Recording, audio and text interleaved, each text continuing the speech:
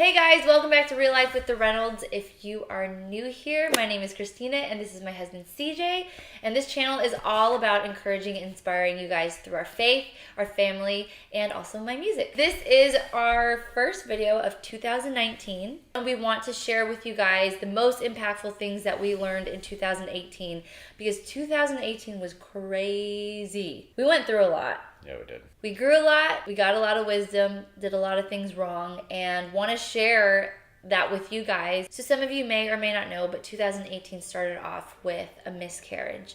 I was 20 weeks pregnant, and we were basically heading over to the doctor to go find out the gender of the baby, and found out that there was no heartbeat.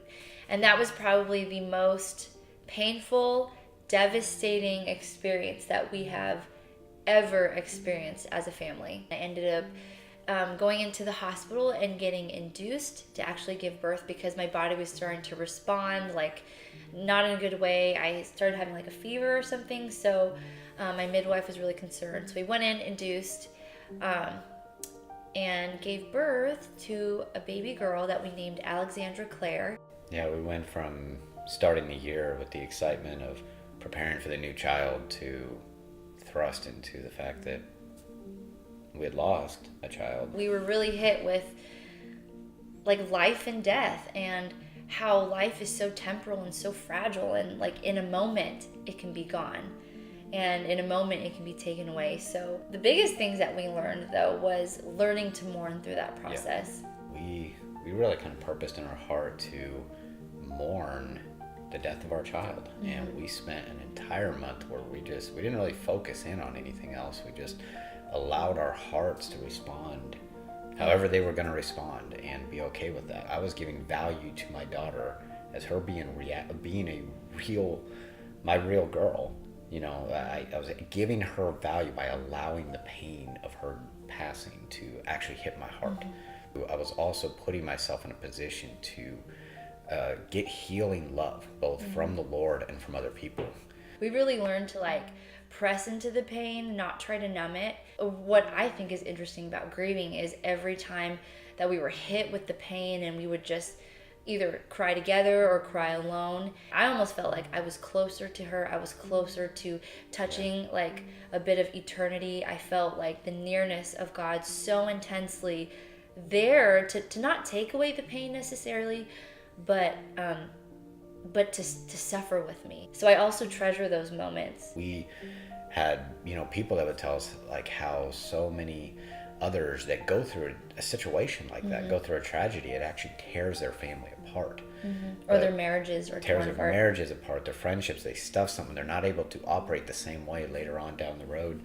And the one thing we realized is that because we actually mourned, gave her value, allowed the Lord to touch us in the midst of our pain, and allowed other people to come around us and love us when we're hurting, it actually brought us closer together. The next impactful thing that we learned in 2018 is the value and the priority of family, friends, the people in your life. That like at the end of the day, what it all comes down to, I think, is our relationships. Like that's where we have the greatest value, the greatest wealth is in our family and our friends and the people that we meet and the people that we get to become friends with down the road. Like just people. Yeah. We both realized actually that we were valuing achievements, valuing how we could impact people, valuing how we, like ministries, like more of the outward actions of what we could do. Work and achievements and all those things, finances, all those things being like good in the rightful place. But the year or two prior to that point, we'd started to lose our priority of friendships, family, and even with the Lord, they'd started to take a little bit of a back seat to some of the other things that we were pursuing. We realized that putting our focus and investing in our family first and foremost, and then in our friends, and then other people that come to contact with, like that would give us the greatest reward in life. What's interesting is that when we were mourning, our community came around us during that time and like set up a meal train. People were dropping off meals every day. We were getting care packages in the mail, from flowers to jewelry in remembrance of Alexandra to cards, messages on Facebook and Instagram. I mean, it was like a non-stop flow of support and love and prayer, and we felt it, and it was like in our deepest moment, we got to see the church love us. Yeah. In a really powerful and effective way. Allowing the Lord to love us.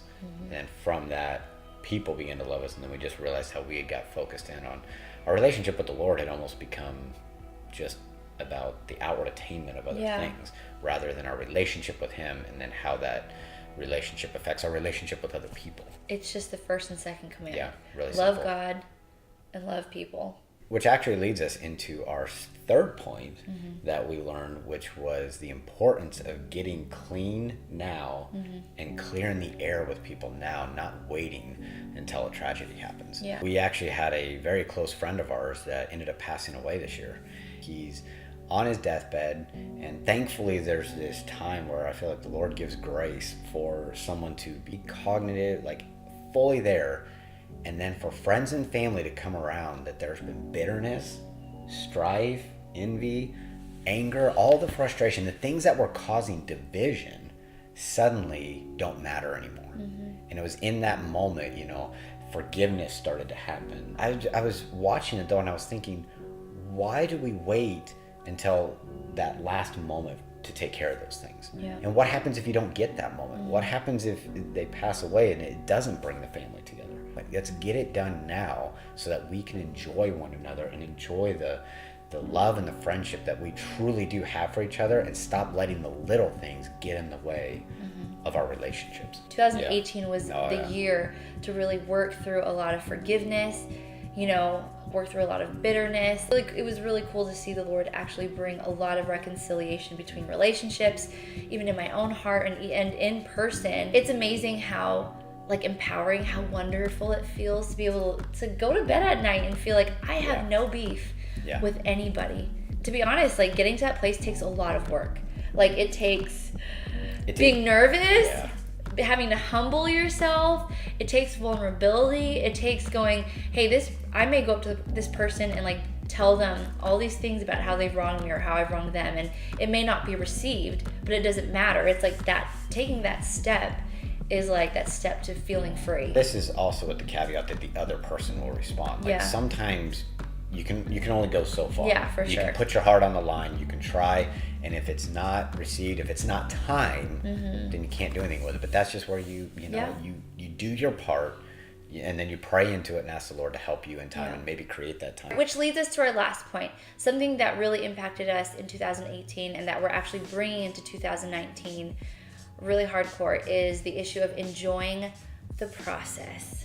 And I feel like that's so catchphrasy. Everyone says, you gotta enjoy the process. It's about the journey, not the destination. But it is so true. And that's actually a part of what we've learned from even so much loss this year is learning to be present, learning to enjoy the journey, learning to enjoy every day, every step, every moment. We really believe that we're doing this life with the Lord and that he's a good shepherd.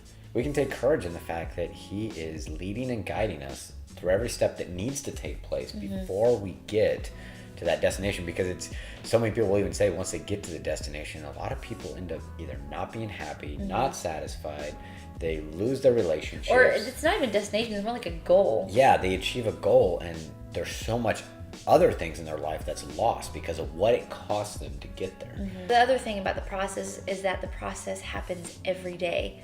So what is the use of not enjoying every day, hoping that one day you're going to enjoy one day of fulfillment? I mean, that just sounds horrible to me. So here's an example of the process and leaning into the Lord's timing. About 3 years ago, I got the opportunity to be on my friend's TV show to do music. I was so excited. I was changing my diet. I was getting healthy. I had to have clear skin to be on television, all this stuff. And I was like, Lord, this is gonna be the big break for my music career. Fast forward, turns out that the shooting dates got pushed to my actual due date. I was pregnant at the time. Nikki Joy. With my beautiful, gorgeous daughter, Nikki Joy. And I ended up not being able to go.